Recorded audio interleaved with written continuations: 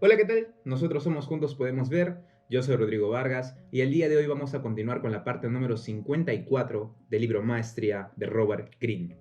8. Pensamiento dimensional. En 1798, Napoleón Bonaparte invadió Egipto en un intento por convertirlo en colonia, pero la invasión fracasó cuando los británicos, deseosos de bloquear a los franceses, se involucraron.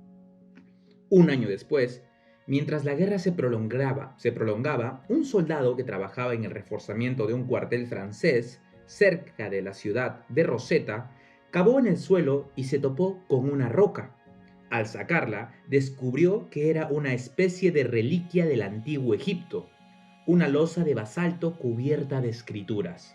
Napoleón se había sentido impulsado a invadir Egipto, movido parcialmente por su gran curiosidad por todo lo egipcio, y había llevado con sus tropas a científicos e historiadores franceses para que analizaran evidentemente las reliquias que esperaba encontrar. Al examinar esa losa de basalto, que terminaría por conocerse como la piedra de Rosetta, los sabios franceses se emocionaron. Contenía texto escrito en 3 alfabetos. Hasta arriba, jeroglíficos egipcios. En medio, lo que se conocía como demótico, lengua y escritura de la gente del común en el antiguo Egipto. Y en la base, en la parte inferior, griego antiguo. Al traducir el griego antiguo, descubrieron que el texto era una proclamación ordinaria que celebraba el reinado de Ptolomeo V, de 203 a 181 antes de Cristo. Al final del texto, sin embargo, se decía que la proclama se había escrito en 3 versiones, lo cual quería decir que el contenido era el mismo en demótico y los jeroglifos. Con el texto en griego antiguo como clave, de pronto pareció posible descifrar las otras 2 versiones, puesto que los últimos jeroglíficos conocidos habían sido escritos en 394 después de Cristo. Quienquiera que hubiera podido leerlos había muerto mucho tiempo atrás, haciendo de ellos una lengua completamente muerta e intraducible, y dejando un misterio aparentemente irresoluble en cuanto al contenido de muchos de los textos en templos y papiros. Ahora, quizá, esos secretos podrían revelarse por fin. La piedra fue trasladada a una institución en el Cairo, pero en 1801 los ingleses derrotaron a los franceses en Egipto y los expulsaron. En conocimiento del extremo valor de la piedra de Rosetta, se hicieron de ella en el Cairo y la embarcaron a Londres, donde permanece hasta la fecha, en el British Museum. A medida que comenzaron a circular dibujos de esa piedra, intelectuales de todas partes de Europa se involucraron en una competencia por ser los primeros en descifrar los jeroglifos, perdón, jeroglíficos y desentrañar los misterios de la losa. Al empezar a armar el rompecabezas, se hicieron algunos progresos. Ciertos jeroglíficos estaban trazados en un rectángulo conocido como cartucho. Se determinó que esos cartuchos contenían los nombres de varias figuras reales. Un profesor sueco había podido distinguir el nombre de Ptolomeo en el demótico y especuló en los valores sonoros que podía tener los caracteres. Pero el entusiasmo inicial por descifrar los jeroglíficos se extinguió después y muchos temieron que quedarían sin desentrañar. Cuando más se avanzaba en el rompecabezas, más preguntas surgían sobre el sistema de escritura representado por los símbolos.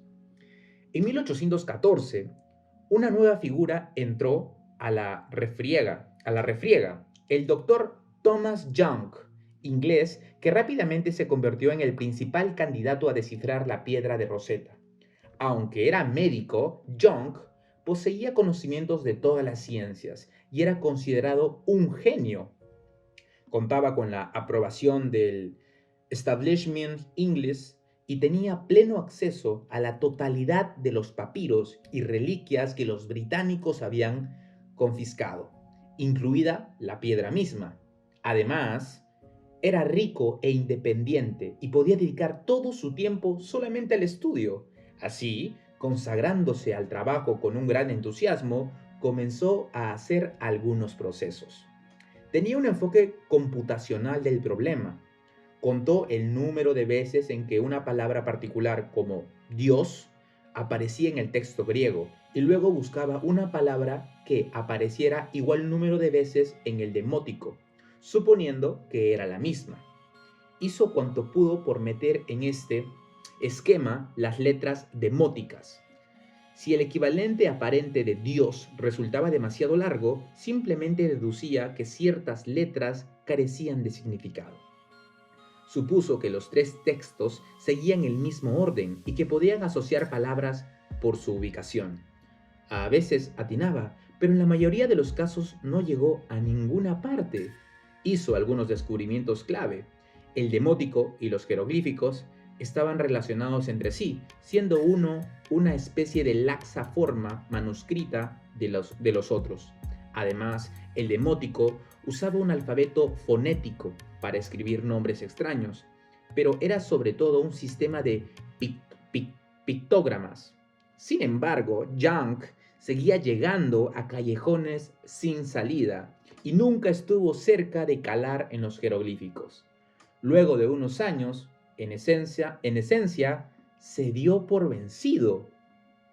Entretanto, apareció en el escenario un joven que parecía ser un candidato inverosímil a ganar la carrera, Jean-François Champollion, de 1790 a 1832.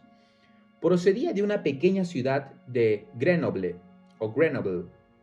Su familia era relativamente pobre y hasta los 7 años de edad no había tenido educación formal, pero tenía una ventaja sobre los demás. Desde su más tierna infancia se había aficionado a la historia de las civilizaciones antiguas. Quería descubrir cosas nuevas sobre los orígenes de la humanidad y con ese propósito emprendió el estudio de lenguas antiguas, griego, latín y hebreo, así como otras lenguas semíticas, todas las cuales dominaba con notable soltura a los 12 años de edad. ¡Wow! Muy joven. El antiguo Egipto llamó rápidamente su atención. En 1802 se enteró de la existencia de la piedra de Rosetta y dijo a su hermano mayor que él la descifraría. En cuanto comenzó a estudiar a los antiguos egipcios, experimentó una vívida identificación con todo lo que tenía que ver con esa civilización. De niño, poseía una extraordinaria memoria visual, dibujaba con excepcionalidad habilidad, veía la escritura en los libros, aún en francés, como dibujos, no como alfabeto. Cuando puso los ojos por primera vez en los jeroglíficos, le parecieron casi conocidos. Pronto su relación con ellos rayaba en obsesión fanática. Para avanzar de verdad, decidió que tenía que aprender la lengua conocida como copto, luego de que Egipto se convirtió en colonia romana a 30 años antes de Cristo. La antigua lengua, el demótico, desapareció paulatinamente para ser reemplazada por el copto, mezcla de griego y egipcio. Una vez que los árabes conquistaron Egipto y lo convirtieron al Islam, haciendo del árabe el idioma oficial, los cristianos que quedaban en esa especie de país conservaron el copto como su lengua. En tiempos de Champollion, quedaban unos cuantos cristianos que hablaban esa antigua lengua, en su mayoría monjes y sacerdotes. En 1805, justo uno de esos monjes pasó por la pequeña ciudad donde vivía Champollion y pronto se hicieron amigos. El monje le enseñó los rudimentos del copto y cuando volvió meses después le llevó a Champollion una gramática.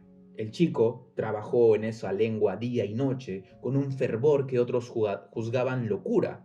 Escribía a su hermano: no hago otra cosa, sueño en copto. Soy tan copto que por diversión traduzco al copto todo lo que se me viene a la cabeza.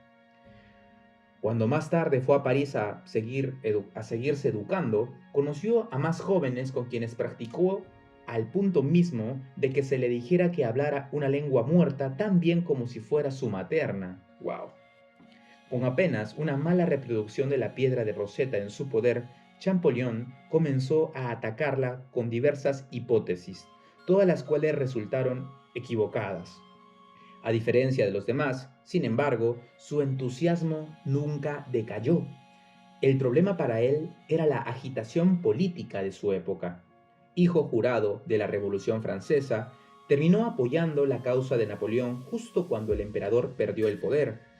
Cuando el rey Luis XV, o XV mejor dicho, subió al trono como nuevo monarca francés, las simpatías napoleónicas de Champollion le costaron su trabajo como profesor. Años de extrema pobreza y mala salud lo obligaron a abandonar su interés en la piedra de Rosetta. Pero en 1821, finalmente rehabilitado por el gobierno y viviendo en París, volvió a la búsqueda con renovada energía y determinación. Habiéndose alejado un tiempo del estudio de los jeroglíficos, retornó con una perspectiva más fresca. El problema, decidió, era que otros habían abordado el desciframiento como si implicara una suerte de códigos matemáticos. Pero Champollion, que hablaba docenas de idiomas y podía leer muchas lenguas muertas, comprendía que las lenguas evolucionan en forma azarosa, influidas por el arribo de nuevos grupos a una sociedad y determinadas por el paso del tiempo. No son fórmulas matemáticas, sino organismos vivos, en evolución. Son complejas. Así, esta vez abordó los jeroglíficos en forma más holística. Su meta era resolver exactamente qué tipo de escritura era esa. Pictogramas, literalmente la imagen que representa la cosa, ideogramas, la imagen que representa la idea, o algún tipo de alfabeto fonético o quizá una mezcla de los tres.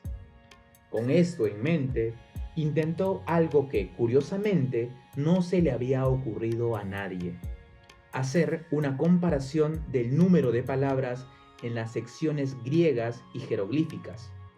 Contó 486 en el texto griego y 1419 signos jeroglíficos. Champollion había operado sobre el supuesto de que los jeroglíficos eran ideogramas y que cada símbolo representaba una idea o palabra. Con tal discrepancia numérica, ese supuesto ya no era posible. Trató entonces de identificar grupos de símbolos jeroglíficos que constituyeran palabras, pero de esto obtuvo un total de apenas 180.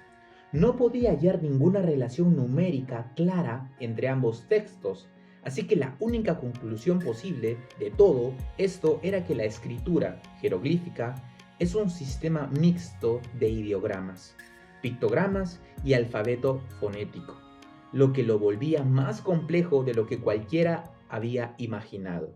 Decidió entonces intentar algo que cualquier otro habría juzgado insensato e inútil: aplicar sus facultades visuales a los textos demóticos y jeroglíficos, examinando exclusivamente las formas de las letras o signos.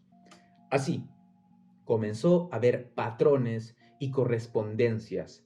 Por ejemplo, un signo jeroglífico último en el que la imagen del ave se había vuelto menos realista y más abstracta.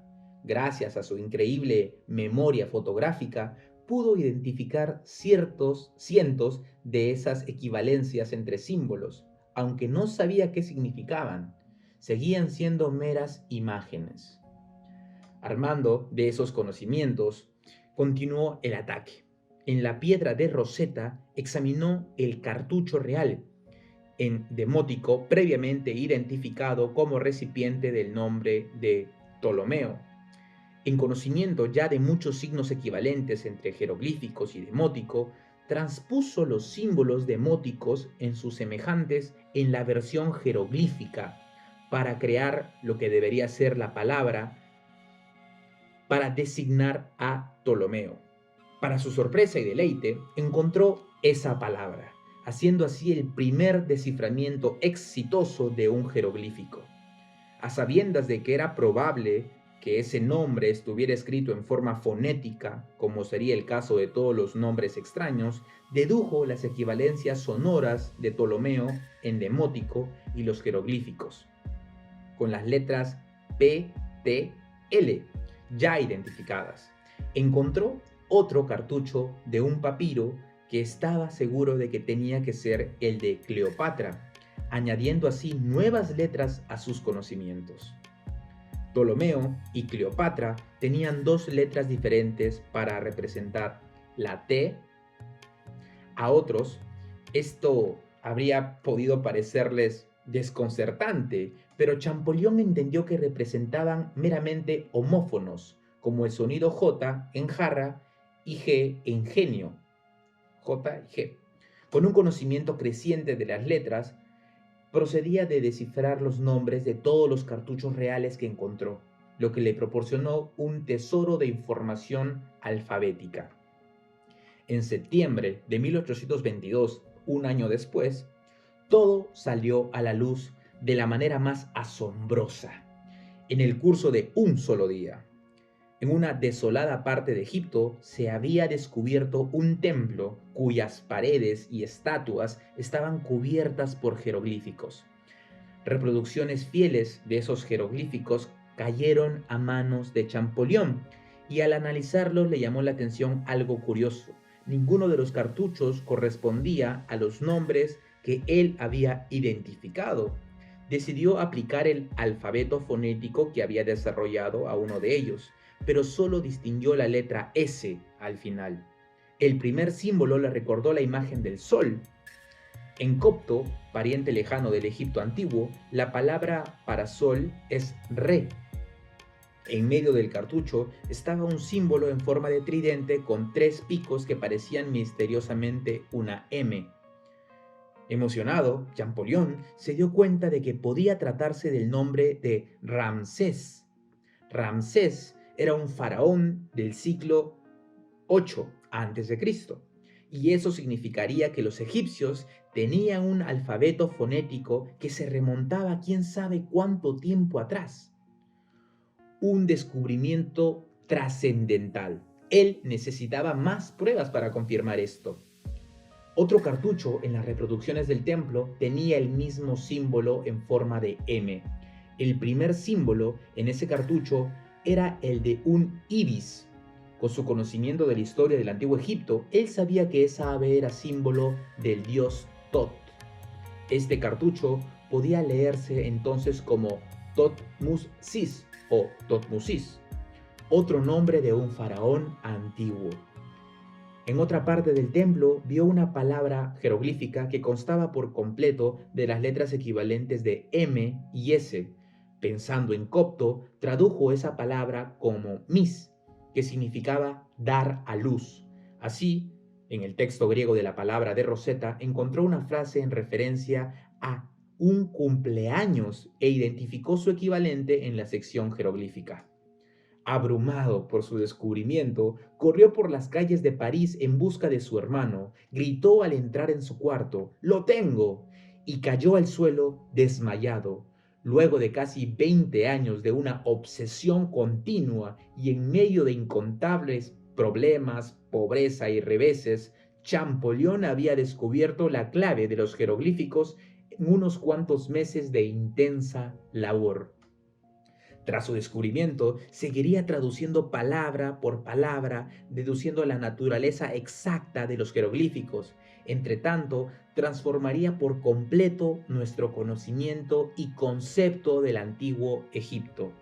Sus primeras traducciones revelaron que los jeroglíficos, tal como sospechaba, era una refinada combinación de las tres formas de símbolos y tenían el equivalente de un alfabeto mucho antes de la fecha atribuida a la invención de uno.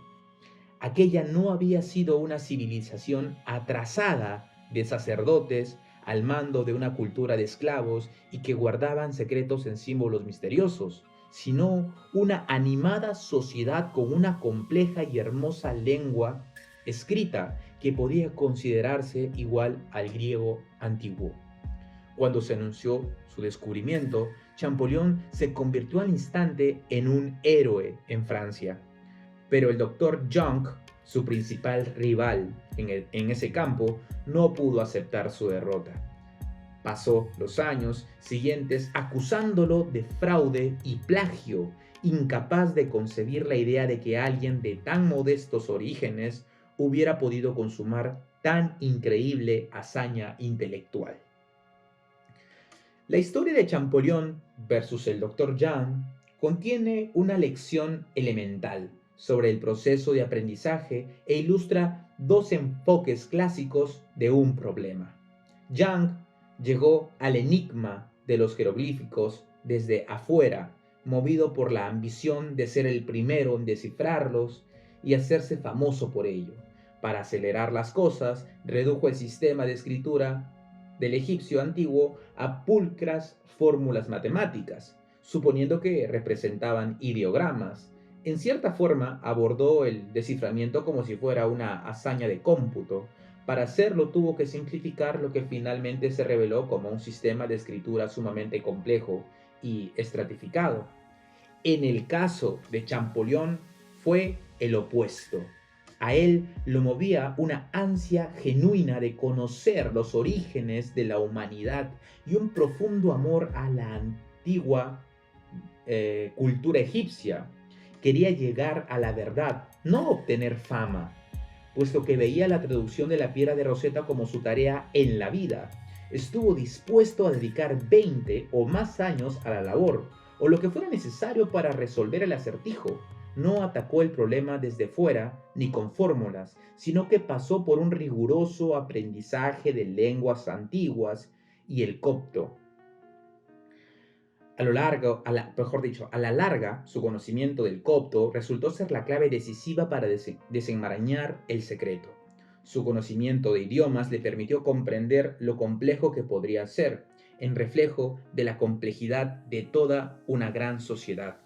Cuando finalmente regresó a la piedra de Rosetta con atención indivisa en 1821, su mente pasó a la fase creativa activa, reformuló el problema en términos holísticos. Su decisión de examinar primero las dos escrituras, demótica y jeroglífica, como puramente visuales, fue un golpe de genio creativo. Al final, pensó en mayores dimensiones y descubrió suficientes aspectos de la lengua para decodificarla. Muchas personas de varios campos tienden a seguir el método de Young. Si estudian economía o el cuerpo humano y la salud o el funcionamiento del cerebro, tienden a trabajar con abstracciones y simplificaciones, reduciendo problemas sumamente complejos e interactivos a módulos, fórmulas, pulcras estadísticas y órganos aislados susceptibles de ser diseccionados. Este enfoque puede rendir una imagen parcial de la realidad, así como diseccionar un cadáver puede decirte algunas cosas sobre el cuerpo humano. Pero con esas simplificaciones se pierde el elemento vivo, palpitante. Sigue en camino el modelo de Champollion. No te apresures, opta por el método holístico. Observa el objeto de estudio desde cuantos ángulos sea posible, dando a tus pensamientos nuevas dimensiones. Asume que las partes de un todo interactúan entre sí y no pueden separarse por completo. Acércate lo más posible en tu mente a la complicada verdad y realidad de tu objeto de estudio. Entre tanto, grandes misterios se descubrirán solo ante tus ojos.